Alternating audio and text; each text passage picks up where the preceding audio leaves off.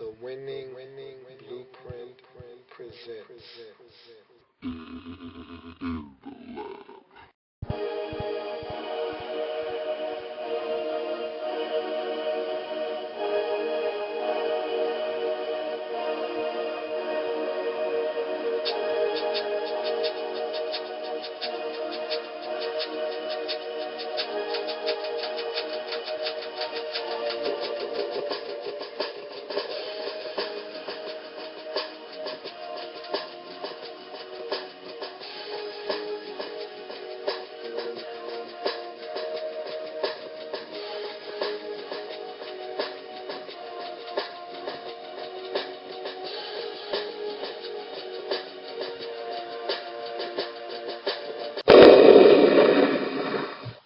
Playoffs? Don't talk about playoffs. You kidding me?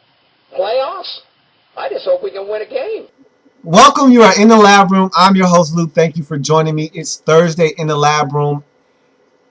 And it's ironic. I feel like today is an ironic day because I just was talking about this yesterday. Rob Ryan was fired as the coordinator in Dallas, the defensive coordinator in Dallas.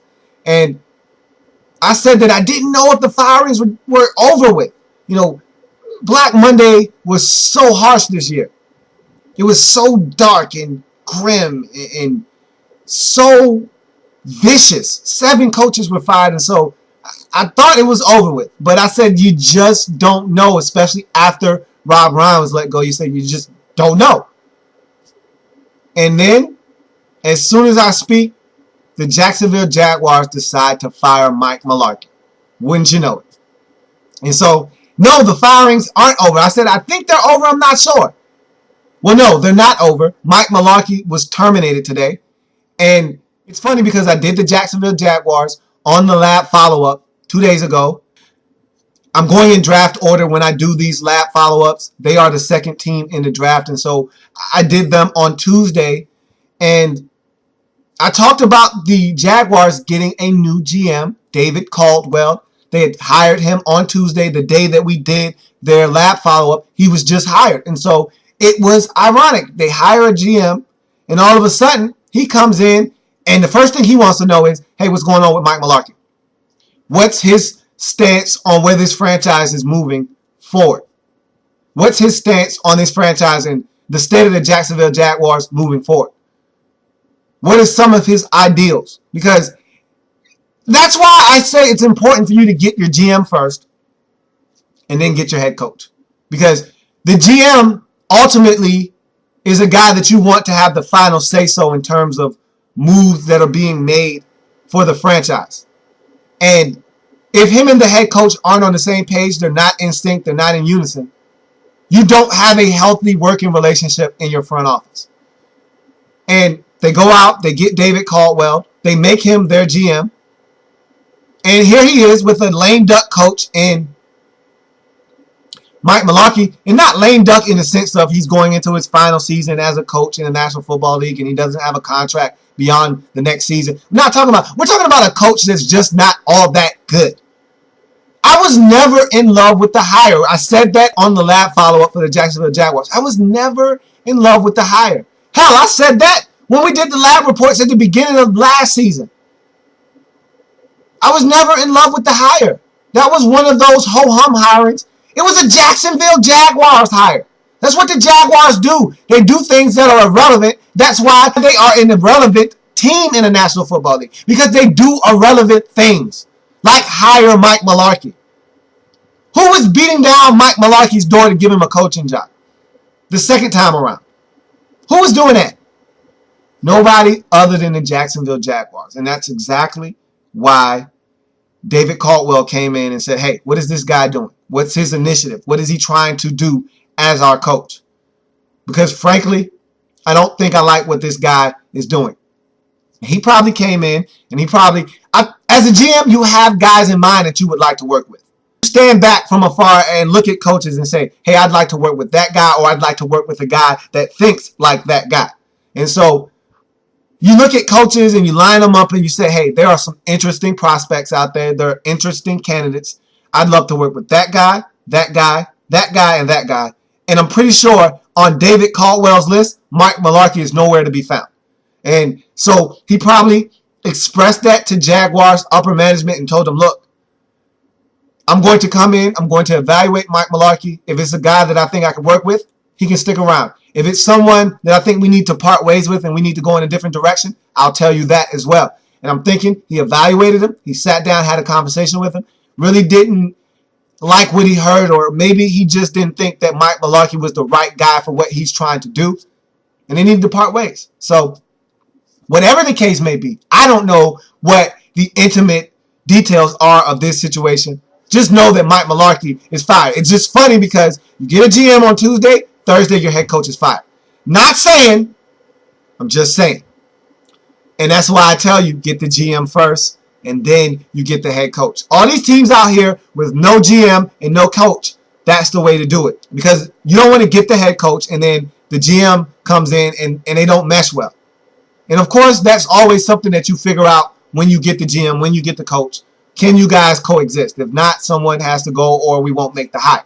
But in this instance, yeah, the GM probably had a lot to do with the firing of the head coach because he wants to get his guy in there. Again, when you're a GM and you're coming into a new franchise, you don't want to have leftovers as your guy. You don't want to have someone else be the guy there because you don't want to get off to a bad start, because no one keeps that in mind when they start thinking about firing you. No one says, hey, that first year when we went 3-13, that wasn't your guy. They're just going to lump it all together. They're going to say, hey, since you took over as our GM, we are 9-25. They're not going to say, hey, since you took over and you got your coach, we're 12-20. No, they're going to just lump it all together. You've been a bad GM for the last 3 seasons, not the last 2 seasons when you got your guy. You've been a bad GM for the last 3 seasons.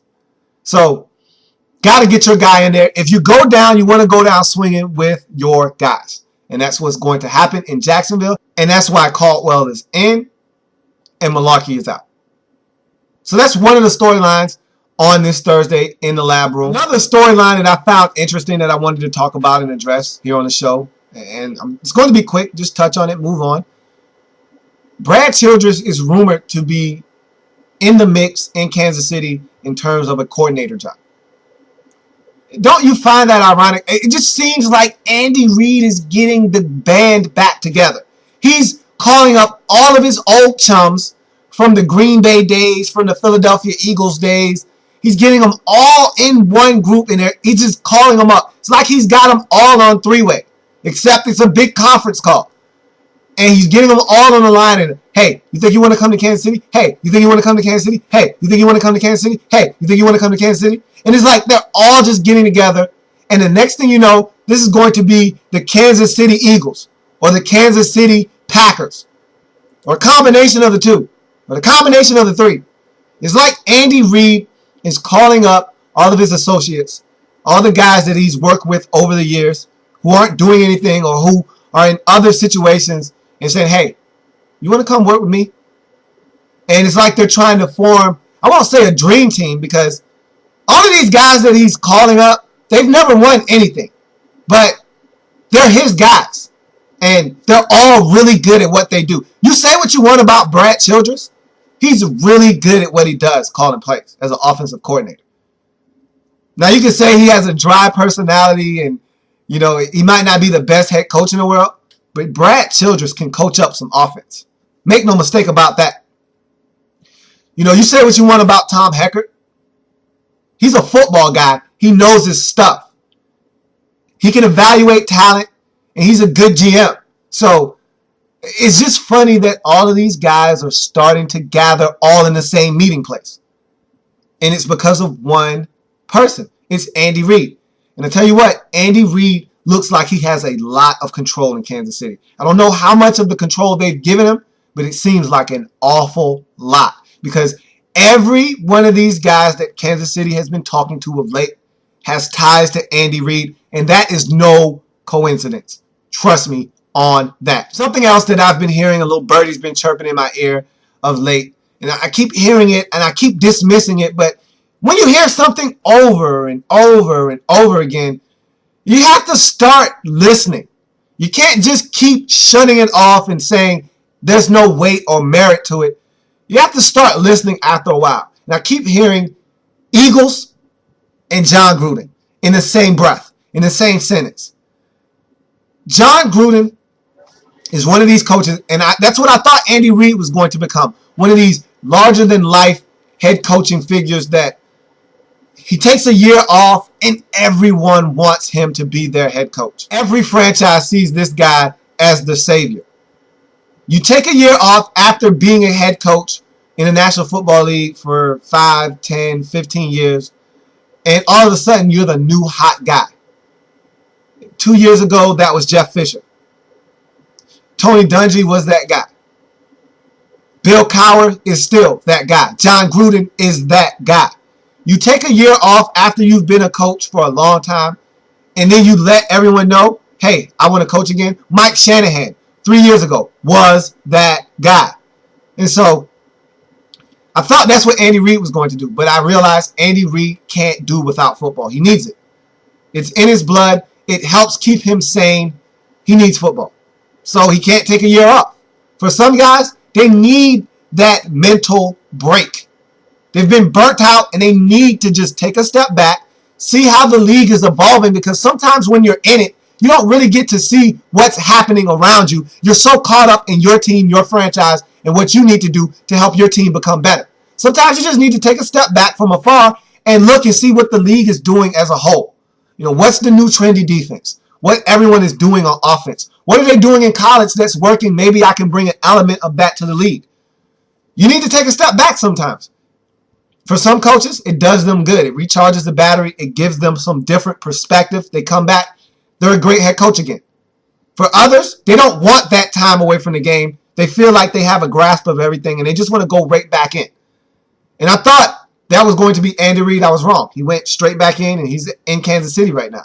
But for guys like Gruden, Cowher, Tony Dungy, that get those nice studio, office, booth jobs, why would you want to come back? It's going to take a lot for you to convince me to come back, because I'm telling you right now, this is pretty sweet. This is pretty nice.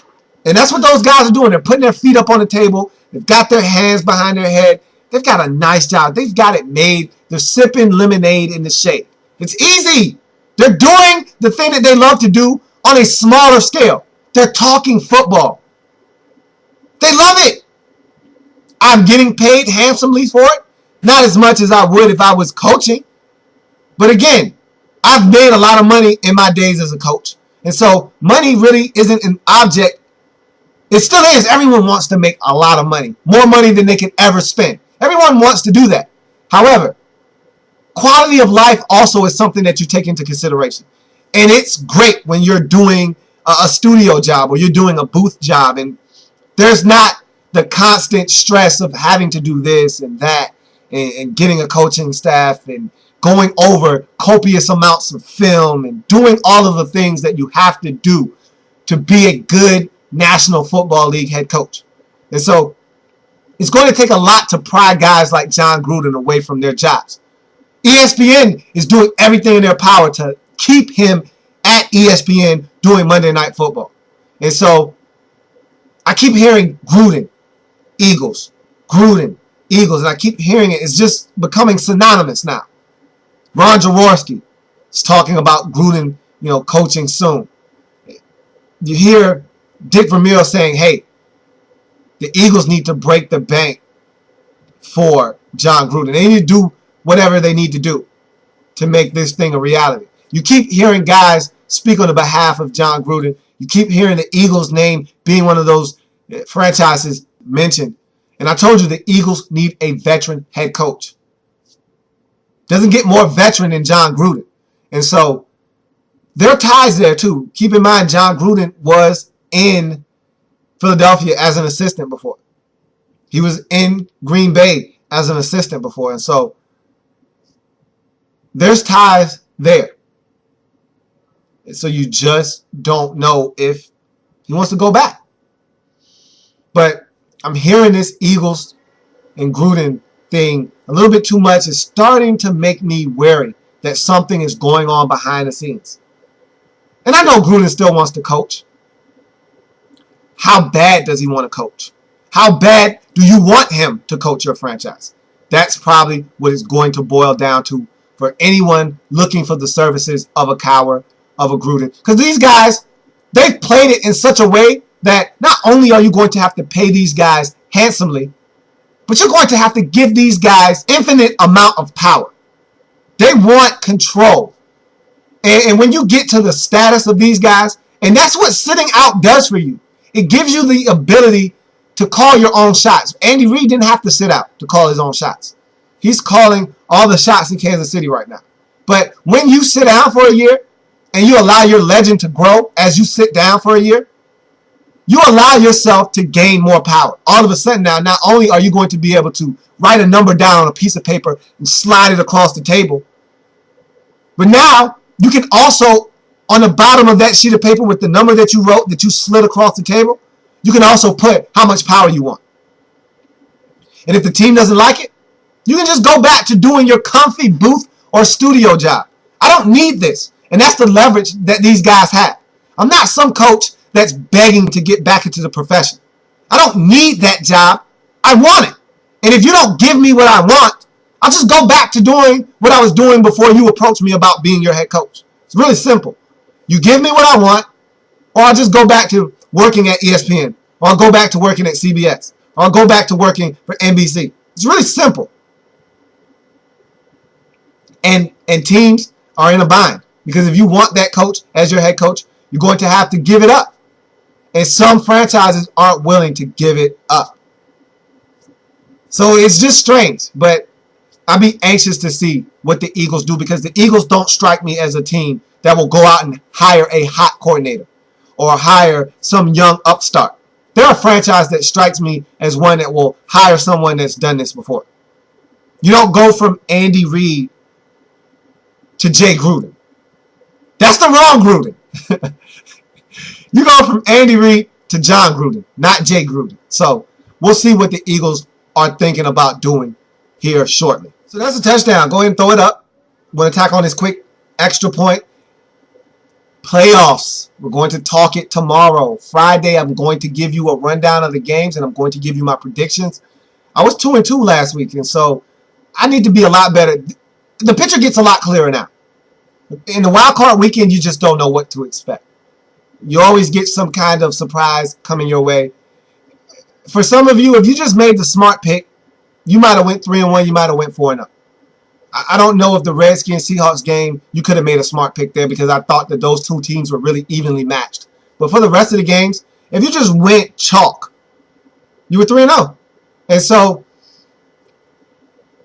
I could have easily went 3-1. I could have easily went 4-0. But again, I picked with my heart, and I went against my better judgment. The Texans were the better team, but I just thought that psychologically they were finished and they were done, and so I went with the Bengals. But what if the Bengals ever won? What have they ever done to command that type of respect? Nothing. And so I should have known better, but again, you got to go out on a limb to be special. I tried to be special. I struck out. It happens. But this week, I'm going to put on my thinking cap. I'm going to give you the picks that are going to get me to the next round perfect. I'm going to be 4-0 this week. I won't guarantee it, because anything can happen. It's the National Football League. But I tell you what, if I don't go 4-0, you and myself will be utterly surprised. Oh, maybe you won't be, because maybe you think I'm a joke. But I'm here to tell you that I am the man, and I'm going to go 4-0 this week. So tomorrow, in the lab room, I will be giving out my predictions for the weekend and divisional round of postseason play. And stay tuned, because the lab follow-up series continues today with the Philadelphia Eagles. And it's funny, because I talked about the Eagles quite a bit today on the program. And here we are talking about the Eagles in the lab follow-up, as they are the 4th team in the draft. So stay tuned for that. There's many ways to contact the show, as you already know. There's Facebook. In the lab room is the Facebook page. Like that page, if you will. Every video I've ever done on that page. There's Twitter. At In the Lab Room is the Twitter handle. Follow me on Twitter. I'd love to hear from you. I'd love to tweet back and forth with you. I love talking football. If you can't tell, this is my passion. This is what I love to do. So, follow me on Twitter. There's also YouTube. Louie T, Louie, capital T-E-E is the page. Subscribe. Every video I've ever done, as you can imagine, is on the YouTube page. You won't have to wait. There will be no delay. Everything that I upload comes straight to you if you are a subscriber. And there also is the inbox. inthelabroom@gmail.com. Shoot me a direct email, or anytime you post anything on one of those social media sites that I just mentioned, it'll come straight to the inbox. So those are the ways to contact me or the show. And I thank you for viewing. Thank you for joining me here on the program. Come back tomorrow, same time, same place, as we discuss the playoffs this weekend, what's going to transpire, and a host of other things. Come back tomorrow. We'll be talking about all those things, and we'll be talking Detroit Lions football.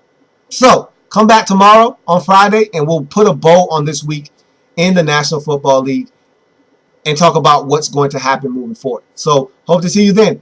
As always, have a good one.